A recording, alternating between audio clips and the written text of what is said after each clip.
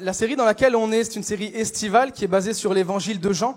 Et aujourd'hui, j'aimerais vous partager une pensée qui est basée sur le chapitre 17 de l'évangile de Jean.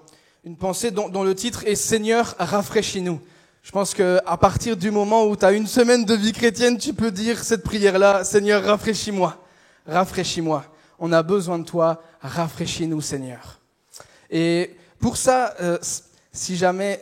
Alain, je sais ce que tu te dis. Est-ce qu'il va faire comme Daniel? Oui, je vais faire comme Daniel, je vais faire 3 points. Mais devinez qui a donné l'astuce à qui, hein? Pour cette pensée-là, j'aimerais vous emmener, qu'on puisse la bâtir ensemble, en fait, et que ça soit fait en 3 points. Le premier étant une mission claire, ça va être basé sur la prière de Jésus, la prière au Père. Une mission claire. Le deuxième, un fruit évident, et ensuite un fruit durable. Parce que c'est ce que Dieu nous demande, un fruit durable. Et alors qu'on va passer à travers justement cette pensée-là, si je pouvais résumer cette pensée qui est en même temps une prière, hein, je dirais, ça serait comme ça. Seigneur, j'ai besoin d'une mission claire. Donne-moi de voir clairement la mission que tu me donnes. Pour avoir un fruit évident, mais un fruit qui est durable et qui s'accomplit dans les autres. C'est un message qui brûle sur mon cœur parce que c'est un message qui traite de l'Église. Et j'aime l'Église. Alors on va aller dans Jean 17. Pour le petit contexte, Jean 17, c'est un point culminant, c'est l'apothéose d'une grosse discussion que Jésus a avec ses disciples, une discussion qui dure depuis déjà 4 chapitres, depuis le chapitre 13 jusqu'au 16. Jésus est là, tantôt il marche, il discute, à la fin ils arrivent dans une pièce et puis ils continuent de discuter. Et c'est là qu'on a le lavement des pieds, c'est là qu'on a l'institution de la scène, et c'est là aussi qu'on a les fameuses paroles de Jésus qui parlent de son retour. Je pars mais je reviens. Je pars mais je reviens. Jean 17, c'est aussi la plus longue prière de Jésus retranscrite au Père. La plus longue prière qu'on a. Et là, on arrive à un moment où, pour situer dans la vie de Jésus, c'est assez intéressant parce que c'est le soir, on est le jeudi soir, là, le jeudi soir de la semaine de la Passion, la semaine de la Pâque. C'est la nuit avant sa crucifixion. Jésus a de quoi être tendu. C'est le genre de moment où on n'a plus le temps pour faire semblant. Ou plus le temps pour prendre le temps d'expliquer, il faut y aller cash. Heureusement pour nous, Jésus n'a jamais fait semblant, mais au moins là, il va être cash, ça c'est sûr. La nuit avant sa crucifixion. Ce soir-là, il a passé des heures et des heures avec ses disciples. Un moment lourd, un moment grave, un moment en même temps qui est heureux à la fin, mais qui doit être infiniment stressant. Un moment qui est sérieux. Point numéro 1, une mission claire.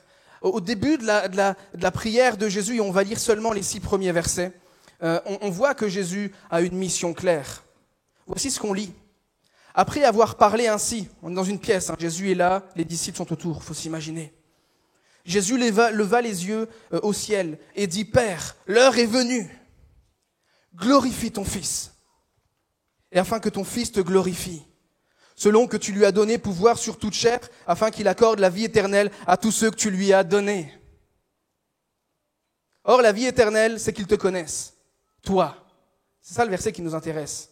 « Or, la vie éternelle, c'est qu'ils te connaissent, toi, le seul vrai Dieu, et celui que tu as envoyé, Jésus-Christ. » Qui est d'accord pour dire que Jésus, c'est le genre de personne qui est décidé et qui sait ce qu'il veut? À une première lecture du passage, on peut se dire, super, chouette, Jésus est là, il a apporté le paradis, super. Mais à une lecture attentive, et c'est ça qui est très intéressant, c'est que pourquoi Jésus prend le temps de repréciser sa mission? Il parle au Père, c'est le Père qui lui a donné, il l'a vécu pendant 33 années, il n'est pas seulement venu pendant 33 ans, c'est 33 années à vivre, dédié, à résister aussi à toutes les tentations que nous tous on a pu connaître. 33 années de travail, de dur labeur, 33 années de consécration. Pour nous, pour toi et pour moi. C'est la bonne nouvelle de la grâce de Jésus. Mais en même temps, ça a dû lui coûter très cher. Déjà, nous, alors qu'on est imparfait, quand on fait des choix pour rester intègre, on perd des amis. Alors lui, il a dû perdre des gens aussi. Et les 12 sont restés. On voit même que dans les 12, il y en a un qui n'est pas resté. Ça a dû être tendu. Ça a dû être tendu. Et j'imagine Jésus qu'il reformule ça, qu'il reformule sa mission. Or, c'est qu'ils aient la vie éternelle, c'est qu'ils te connaissent toi, le seul vrai Dieu. Il a dû se rappeler. il a dû se rappeler différents épisodes. J'imagine qu'il s'est rappelé de Lazare. Il a dû se rappeler de la femme à la perte de sang. Il a dû peut-être aussi se rappeler les enfants qui venaient à lui et qui reprend les disciples. C'est une vie qu'il a donnée avec une mission très très claire. Pendant 33 années, 7 jours sur 7, il avait une chose, juste une seule chose, c'est qu'il te connaisse toi, le seul vrai Dieu. Serait-ce possible que Dieu m'appelle à avoir une mission claire ? Je vais le dire à l'envers plus de notre côté. Serait-ce possible que Dieu nous appelle à voir clairement la mission qu'il nous donne ? Une mission claire.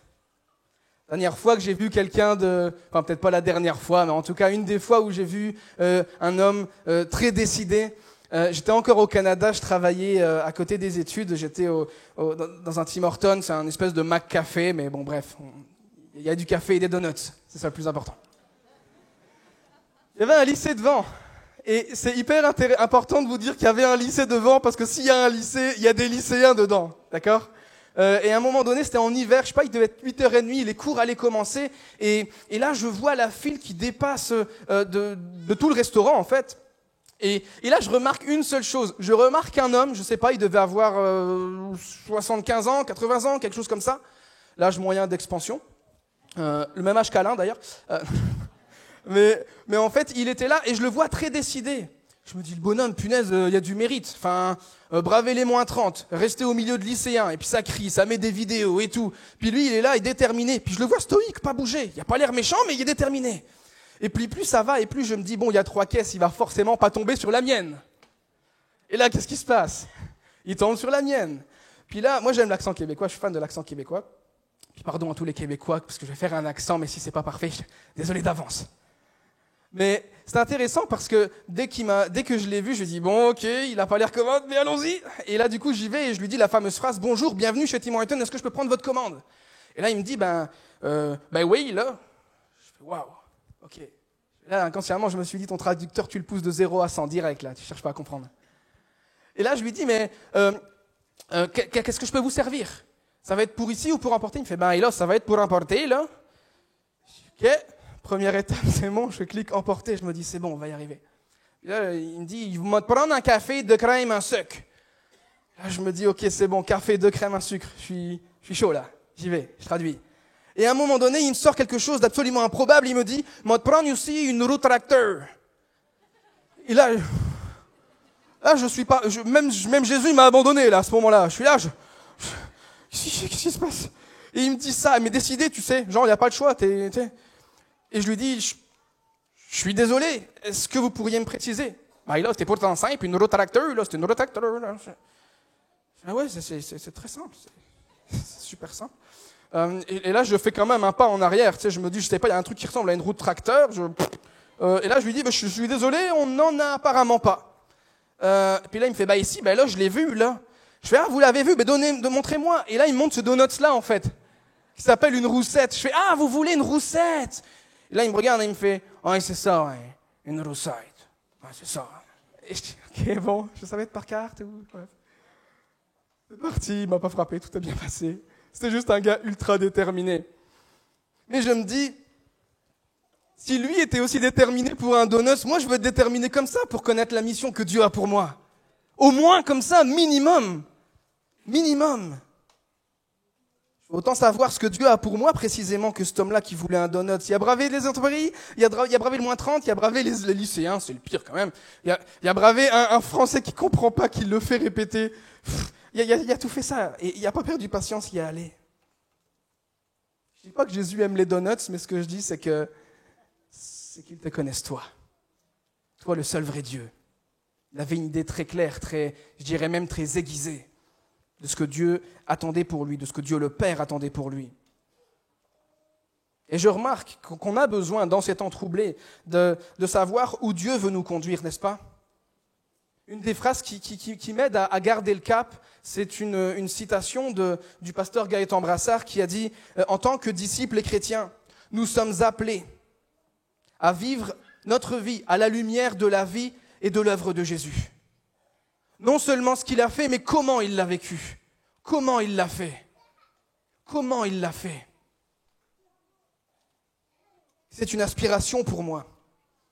Je vous apprends rien. La réalité, c'est que, surtout dans la société dans laquelle on vit, il y a plein de rêves, il y a tout le discours, tout ça, et puis c'est bon, et puis je pense que Dieu a des rêves pour nous, la Bible nous le montre, mais la réalité, c'est que c'est quand même plus facile de prier pour que Dieu accomplisse nos objectifs et nos rêves, plus que de prendre du temps pour le chercher. C'est vrai ou pas? Soyons honnêtes. Come on. C'est vrai. Et en même temps, Dieu nous donne une mission et puis parfois on est là, ok c'est bon, paf, j'ai la mission, je sais où Dieu m'appelle, il m'appelle dans la louange, il m'appelle à entreprendre, il m'appelle dans, je sais pas, choisissez ce que vous avez sur le cœur, il m'appelle et puis ok c'est bon, je fonce. Puis moi j'aime bien foncer, j'aime bien que ça aille vite, j'aime bien que ce soit carré, comme ça on fonce. Mais plusieurs fois le Saint-Esprit me reprend en me disant, mais en fait, est-ce que c'est possible que tu aies maintenant ta propre idée de ce que j'attends de toi? Est-ce que tu reviendrais pas que je te fasse une petite mise à jour? C'est ce que j'aime dans l'appel de Dieu, c'est qu'on est obligé d'être dépendant de lui. Parce que sans lui, c'est impossible. C'est impossible. Je vais prendre du temps pour ça. À plusieurs moments, j'ai remarqué dans des entretiens, c'est arrivé, on a des échanges, et évidemment, c'est plus avec les jeunes adultes, mais je réalisais ça, c'est que même moi, dans mon discours, ça me titillait, tu sais, je me disais, mais j'aime pas comment je parle, et parfois c'est arrivé où je parle à des personnes, et puis on parle de l'appel de Dieu, de la manière dont il se révèle, comment il parle, comment il confirme, par la parole, par la louange, par des frères et sœurs, par une prédication, tout ça, et il y a eu des moments où j'étais un peu troublé, parce que c'est comme si dans le discours, Dieu était devenu un peu le moyen de réaliser mon rêve, ou mon appel. Vous voyez ce que je veux dire? On peut glisser là-dedans, c'est facile et c'est humain, et c'est malheureusement aujourd'hui logique de se servir pour être servi. Et on se retrouve dans un paradigme assez étrange parce qu'on essaye de donner un ordre de mission à celui qui a créé la mission. Assez étrange, n'est-ce pas? J'aimerais vous proposer l'idée qu'une mission claire une mission ne peut être claire plutôt que si elle vient de Dieu. Une mission qui va avoir un impact, une mission qui va avoir un fruit durable, un fruit long terme. Et on se rappelle, dans les chapitres d'avant, demeurez en moi et je demeurerai en vous. Restez en moi, je reste en vous. Demeurez attachés à ma parole et vous serez libres. La vérité vous affranchira. Pouvoir demeurer avec le Père qui puisse me donner cette mission claire. Ni redonner du sens à ma carrière, mais à ma vie en fait, à ma famille, à mes amis, venir redonner du sens à mon travail. Et en même temps, éventuellement, je dirais même certainement, pour un chrétien, le sens ultime est trouvé dans l'œuvre de la croix. Et c'est quelque part un devoir en tant que chrétien, un défi, de trouver un lien direct entre ce que Dieu nous a donné et ce qu'on fait au quotidien. Ou en tout cas la manière dont on le fait, pour rappeler la citation. Seigneur, rafraîchis-nous, rafraîchis-nous, rafraîchis-nous. Je cherchais une application pour ce point-là et j'en ai pas trouvé d'autre que la prière. La prière. On en parle de la prière. Peut-être que depuis un petit bout, juste comme je le disais tout à l'heure, j'ai peut-être ma propre idée de ce qui est une mission claire, de ce que Dieu m'a demandé, qui est peut-être bien fondée au départ, mais malheureusement, en tant qu'humain, on aime bien faire du hors-piste. Et les temps par lesquels nous passons, vous le savez tout comme moi, sont troublés. Les normes sont changeantes et la morale est bouleversée. C'est parfois intimidant, je ne sais pas vous, je ne vais pas vous poser la question parce qu'on est à l'église quand même. Mais moi, je vous le dis, il y a des moments, j'ai l'impression que c'est fatigant d'avance d'être chrétien dans un monde pareil. Il y a des moments, je dis, ouf, c'est difficile. C'est difficile. C'est pourquoi j'ai besoin d'une mission claire qui soit plus inspirée de Dieu que de moi-même. Même si j'ai un bon plan. Ça, c'est une note pour Caleb. Alors aujourd'hui, c'est un appel à rendre Christ évident dans nos vies. Un lien évident entre mon quotidien et ma mission. Dans les carrefours, dans les moments de questionnement. Un changement de direction, un tri dans le cercle relationnel, je ne sais pas, continuer peut-être sur la même ligne, persévérer même quand on n'en a pas envie, c'est fatigant, j'en ai marre. Garder la foi dans la maladie. Garder la foi que, vous savez, dans ces moments où on a tellement une autre dose d'épreuve que parfois on a besoin de foi quand tout va trop bien pour être vrai. Et qu'on a l'impression qu'il y a un truc, il y a une retour de moulinette qui va m'arriver dans la tête là. Garder la foi aussi ça, que Dieu est bienveillant. Seigneur, dirige-moi. Je me suis mis une deuxième note pour Caleb. Je vous la partage. Quand tu prends une décision, ouvre ta Bible et écoute ta femme. Qui est d'accord qu'on a besoin d'être bien entouré, hein?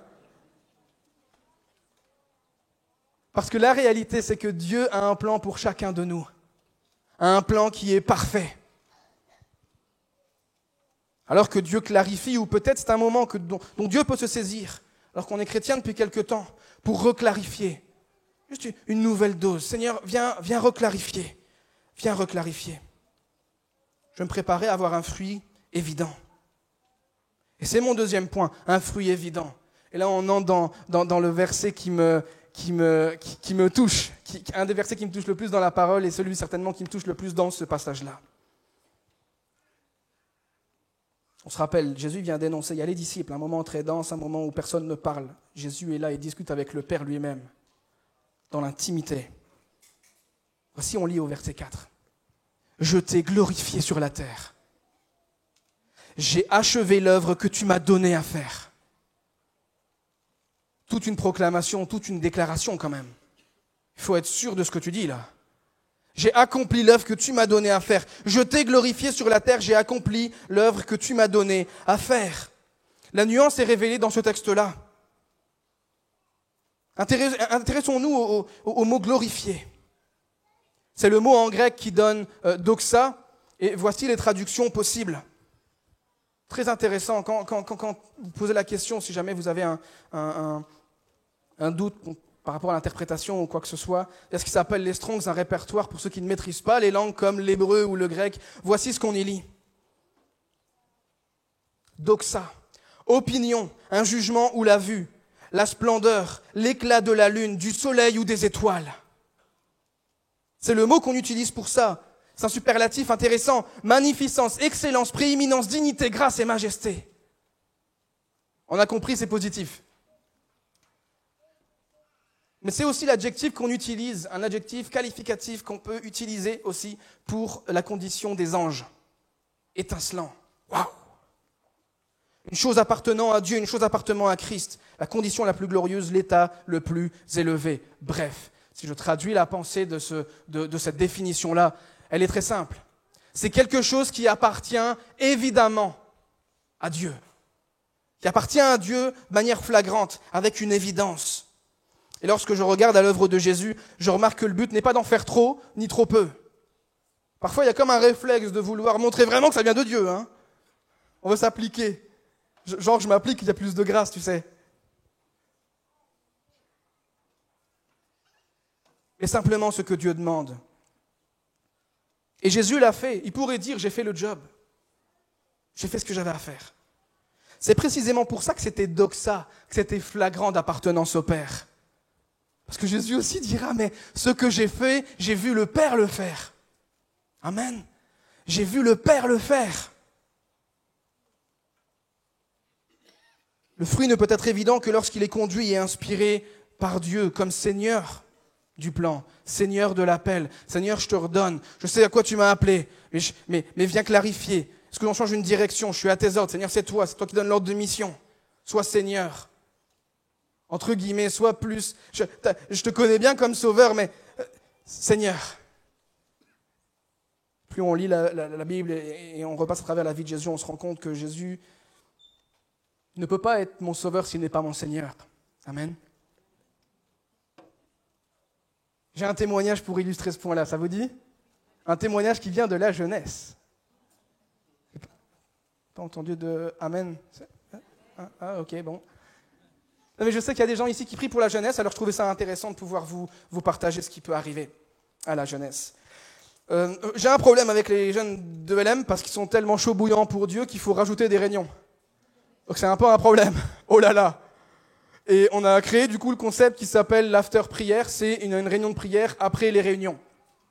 Le truc, c'est, d'ailleurs, en passant, les parents qui viennent au balcon pour écouter sans que les jeunes les voient, on vous voit. Je pose ça là. Ensuite, ceux qui n'osent pas venir à l'after prière, mais viens! Et on était dans l'after prière qui commence, il y a Paul qui se mettait à préparer tout ça. C'est un petit peu une fourmilière à ce moment-là, tu sais, on range tout, toute la grande salle et puis on va là-bas. Et il y a de la gape, tout ça. C'est la fin de la soirée et il est 20h. Et moi, à cette heure-là, j'ai faim. D'accord Merci Seigneur, sauvé par grâce, appelé, tout ça. Mais à un moment donné, j'ai un estomac. Ok. Et le truc, c'est que j'étais plus en train de penser à un certain fast-food non loin de ce lieu, plus qu'à l'after-prière. Et j'étais là et je commençais à réfléchir à ce que j'allais commander. Moi, j'étais sur la borne là déjà. Hein. Et en fait, à un moment donné, je me dis, bon, allez, il faut quand même y aller. Et là, quelque part, je dois vous l'avouer, dans l'after-prière, je suis en mode, il est déjà 21h, hein, faut pas traîner non plus. Hein. Là, je me mets en mode calcul, hein, pas de souci, là, je veux contrôler, là. Et puis plus ça va et plus j'ai faim. Et on arrive à, je sais pas, il reste quoi ? Il reste 2 minutes avant la fin de l'after-prière. Mon estomac se réjouit, tout d'un coup j'ai plus faim, je sais que je vais manger. Et là, qu'est-ce qui se passe ? C'est que on est en prière et puis c'est un moment en fait où il y a pas, rien n'est trop prévu. Il y a de la louange, chacun y va comme il est inspiré. Des moments intenses, on a vécu plusieurs guérisons, que ce soit spirituelles, émotionnelles, physiques. Et en fait, à un moment donné, je suis là et je ressens force sur mon cœur de faire un appel à la prière pour les malades. Donc je le fais. Bon, évidemment, on connaît tous. Hein. J'étais là et je me suis dit, bon, ça vient sûrement pas de moi. Je vais pas le faire. Et puis là, ça bataille pendant 2 minutes. Et ça revient plus fort. Et je crois Paul avait aussi ça à cœur. Alors je me dis, bon, maintenant je peux me mouiller vu que lui, bon, il l'a aussi à cœur. Ça, c'est peut-être pas que moi. Et puis je le fais. Évidemment, tout le monde avait les yeux fermés. Et là, qu'est-ce qui se passe ? Personne ne lève la main.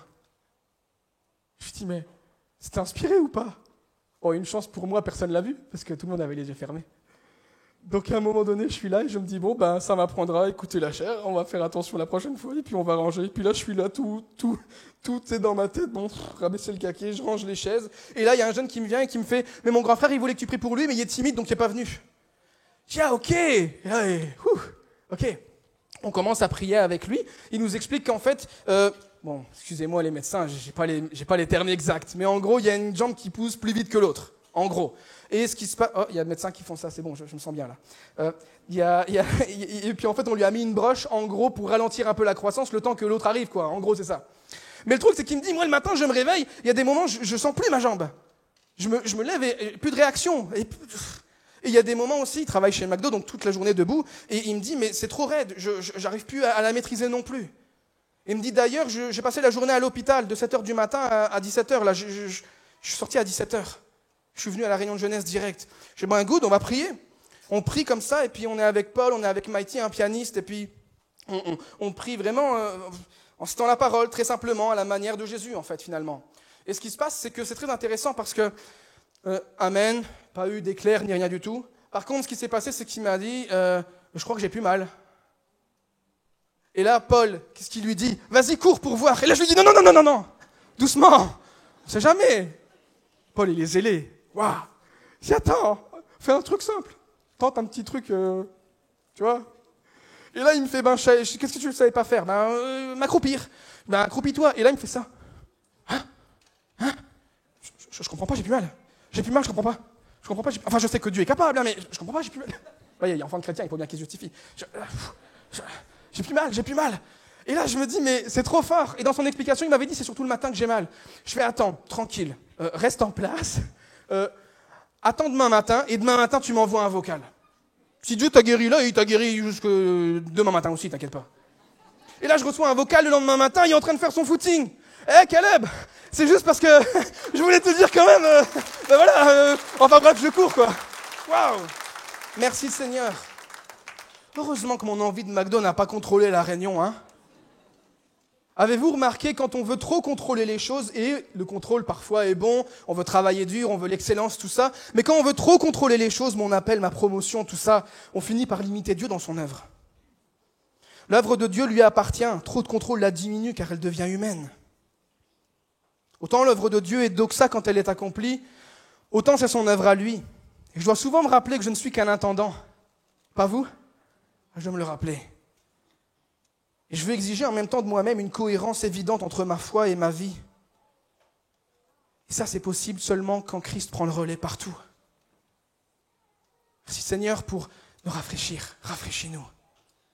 Et en même temps, merci Seigneur, parce que tu as une mission claire pour moi.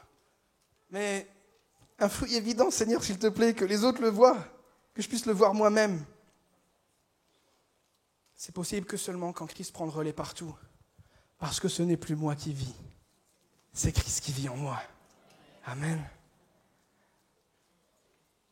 Comme je le disais, il y a une nuance, bien entendu. On aime la rigueur, le travail, la planification, mais restons à nos places d'intendant. C'est un peu comme si la gloire de Dieu est évidente dans ces moments-là, pas à cause du fruit. Il y a des gens qui sont guéris, ils ne se convertissent pas, et puis voilà. Mais à cause de l'obéissance. Comme si Dieu se glorifie surtout dans l'obéissance, accessoirement dans le fruit. Parce que c'est là qu'il est Seigneur. Pour rejoindre Jésus à ce moment-là, j'ai vu mon Père le faire.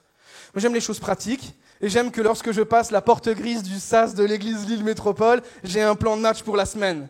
Là, je passe la porte et j'aime avoir un plan de match pour la semaine. J'ai écouté le message, j'ai écouté les chants qui transmettent des vérités bibliques, je sais comment aborder ma semaine. J'aime ça, et je me suis dit, je vais faire des applications relationnelles, 3 points, collègues, amis, famille, ou comment, Seigneur, voilà, le Seigneur de maître dans notre argent, dans nos investissements, enfin... Et plus je priais là-dessus, je sentais qu'il y avait un truc qui allait pas à l'intérieur, mais je vous l'ai dit, j'aime que ça aille vite et que ce soit carré. Et là, je sentais le Saint-Esprit qui me disait « Oh, Coco, viens t'asseoir ici, comme ça, un petit peu. Hop. » Est-ce que ça serait possible que la seule application qu'on puisse avoir pour avoir un fruit évident, ce soit juste plus de Jésus? Franchement. Il y en a, vous êtes là, vous êtes chrétien depuis plus longtemps que mon âge. Vous me dites, on l'a déjà entendu, oui, je sais. Mais est-ce que pour un instant, est-ce que pour le 10 minutes qui reste, là, est-ce qu'on pourrait laisser une porte ouverte à Dieu dans ce moment-là, pour avoir juste plus de Jésus?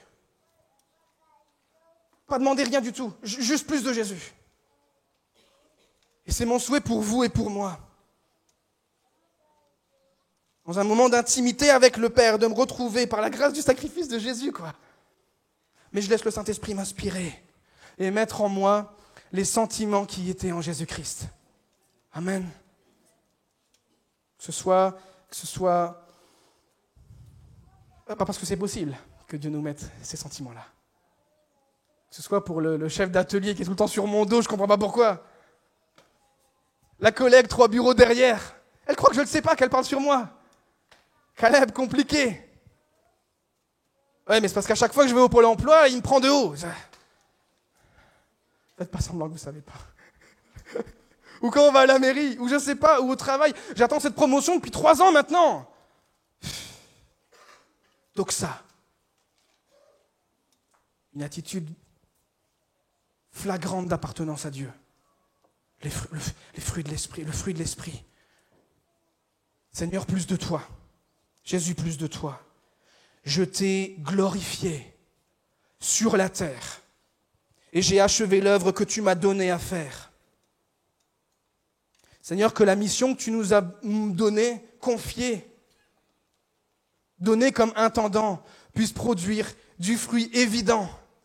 Que ce soit toi plus que moi, qu'on se souvienne de toi plus que de moi, qu'on se souvienne plus de toi parce que j'ai pardonné plus que ce que j'avais raison. Alors que Dieu produit ce fruit évident-là, j'ai une seule demande. Seigneur, que ce fruit soit durable.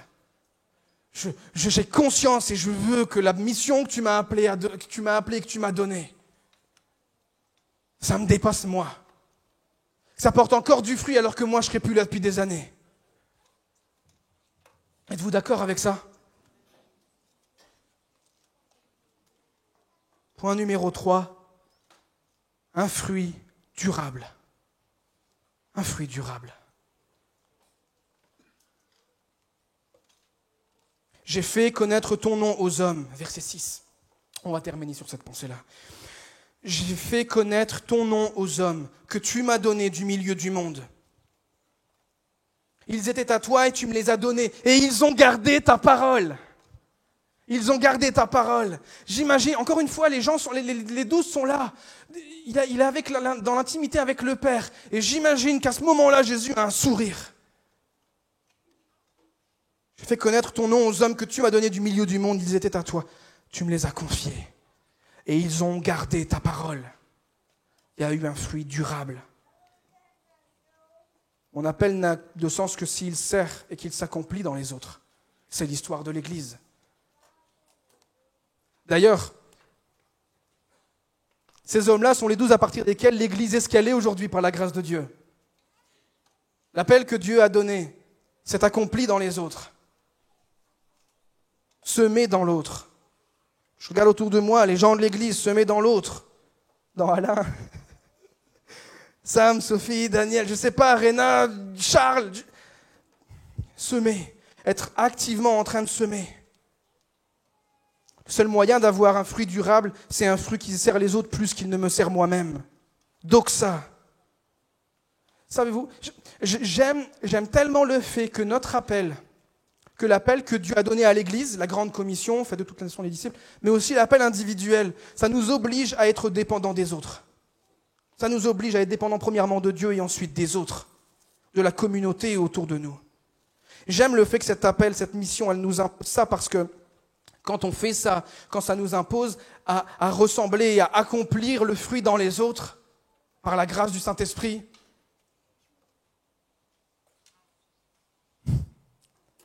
on ressemble au Dieu qui est trinitaire, qui est interdépendant.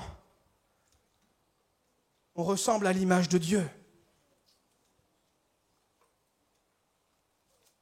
Sur ce thème-là, quelque chose de très touchant que j'ai pu entendre, c'est Glenn Smith, un professeur de l'ITF. Le genre de personne, il n'aimerait pas que je dise ça, mais c'est un érudit. C'est vraiment un érudit. Et voici ce qu'il a dit en commentant le livre Dynamique de la mission chrétienne de David Bosch. Il a dit ceci: nous servons un Dieu trinitaire qui est en mission. Qui est en mission. Qui à son tour a appelé l'Église à la mission de Dieu. Je vais peut-être le lire en le lisant. Hein. Nous avons un Dieu trinitaire qui est en mission. Notre Dieu trinitaire, dans son activité missionnaire, a formé l'Église, qui à son tour est appelée à participer à la mission de Dieu. Et lorsque nous sommes en action pour les autres, nous sommes un reflet de ce Dieu missionnaire. Amen. Un fruit durable et viable est forcément accompli dans le ministère des autres. C'est le corps. J'aimerais finir en vous montrant ceci. Je vais peut-être rester comme ça le temps il y a un zoom qui soit fait, mais je ne sais pas si vous voyez, je vais tourner un petit peu ici.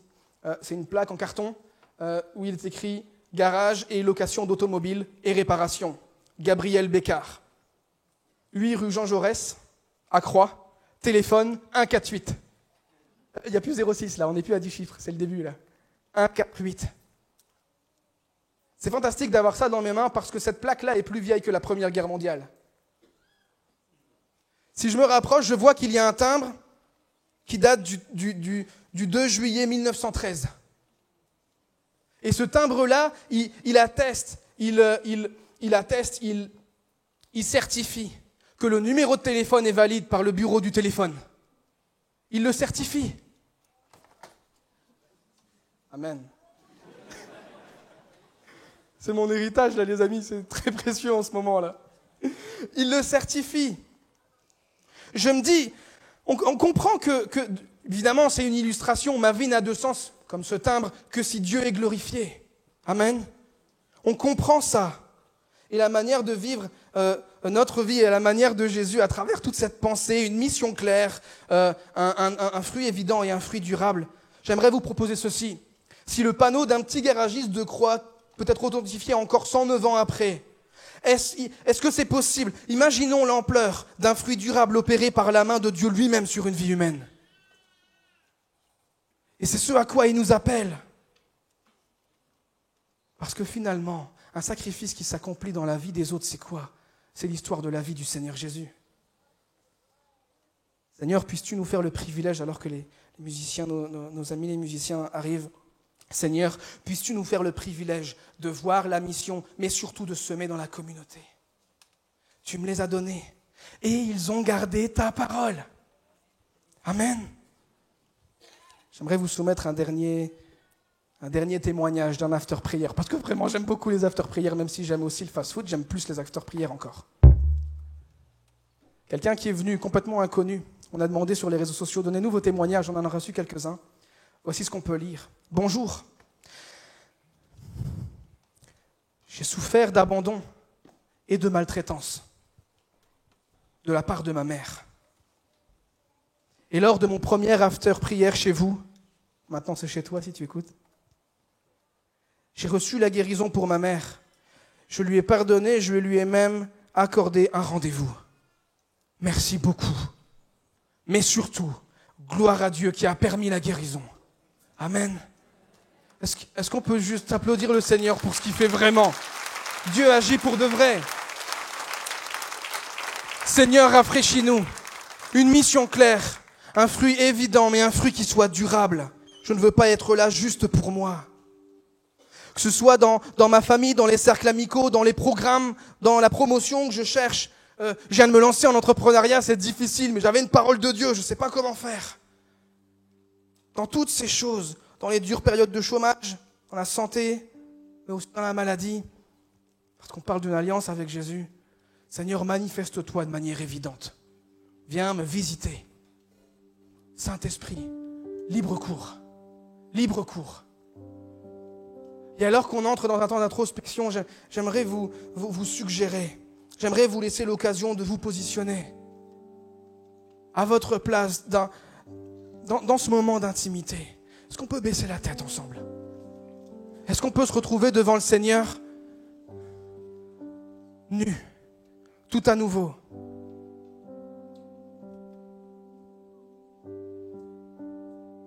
Seigneur, aide-nous. On a besoin que les autres reconnaissent ta vie. On a besoin d'une mission claire. Seigneur, ne permets pas que je puisse concevoir l'appel que tu m'as donné sans considérer les autres.